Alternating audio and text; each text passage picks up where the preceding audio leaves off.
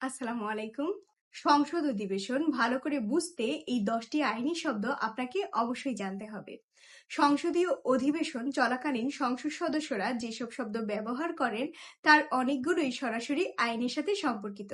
একজন আইনজীবী বা সচেতন নাগরিক হিসেবে সংসদীয় বিতর্ক এবং আইন প্রণয়ন প্রক্রিয়া বোঝার জন্য এই 10টি অত্যন্ত গুরুত্বপূর্ণ লিগ্যাল টার্ম জানা প্রয়োজন। প্রথমটি হচ্ছে বিল।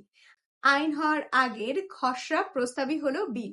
সংবিধানের ৮০ নম্বর অনুচ্ছেদ অনুযায়ী সংসদে বিল পাস হওয়ার পর রাষ্ট্রপতি তাতে সই করলে এবং সেটি গেজেট আকারে প্রকাশিত হলেই তা আইন হিসেবে গণ্য হয়। ২ নাম্বার হচ্ছে কোরাম।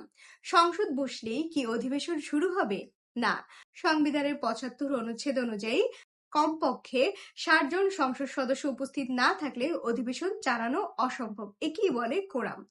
৩ নম্বর হচ্ছে ফ্লোর ক্রসিং। সবচেয়ে আলোচিত এবং বিতর্কিত। সংবিধানের ৭০ নম্বর অনুচ্ছেদ অনুযায়ী কোনো সদস্য যদি নিজের দলের বিপক্ষে ভোট দেন তবে তার সংসদ সদস্য পদ সরাসরি বাতিল হয়ে যায়। ৪ নম্বর হচ্ছে অধ্যাদেশ বা অর্ডিন্যান্স।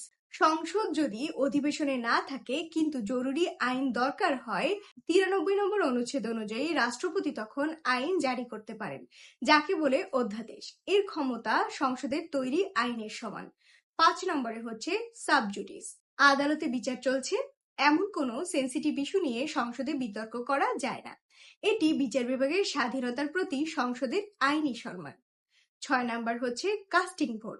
যদি কোনো ইস্যুতে ভোট সমান সমান হয়ে যায় সংবিধানের ৭৫ নম্বর অনুচ্ছেদ অনুযায়ী তখন স্পিকার একটি নির্ণায়ক ভোট দেন। এই একটি ভোটেই নির্ধারিত হয় আইনের ভাগ্য। ৭ নম্বর হচ্ছে লেটসি। সংসদ ভেঙে গেলে বা মেয়াদ শেষ হয়ে গেলে যেসব বিল পাস হয়নি সেগুলো আইনি পরিভাষায় মারা যায় বা ল্যাপস হয়ে যায়। অনুচ্ছেদ ৮০ অনুযায়ী এরপর এই বিল আর কার্যকর থাকে না। ৮ নম্বরে হচ্ছে এক্সপাঞ্জ। সংসদ সদস্য যদি অশালীন বা আইন বিরোধী কিছু বলেন স্পিকারের নির্দেশে তার রেকর্ড থেকে মুছে ফেলা হয়। একে বলে এক্সপাঞ্জ। অর্থাৎ আইনি রেকর্ডে এই কথার আর কোনো অস্তিত্ব থাকে না। ৯ নম্বর হচ্ছে স্টার্ট কোশ্চেন।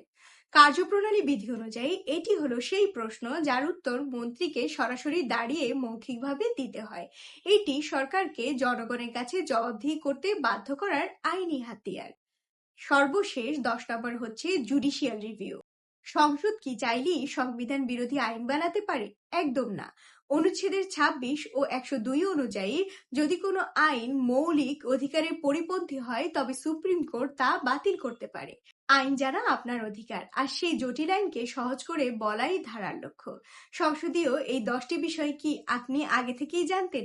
কমেন্টে জানান আর ভিডিওটি শেয়ার করে অন্যকেও সচেতন করুন। ধন্যবাদ।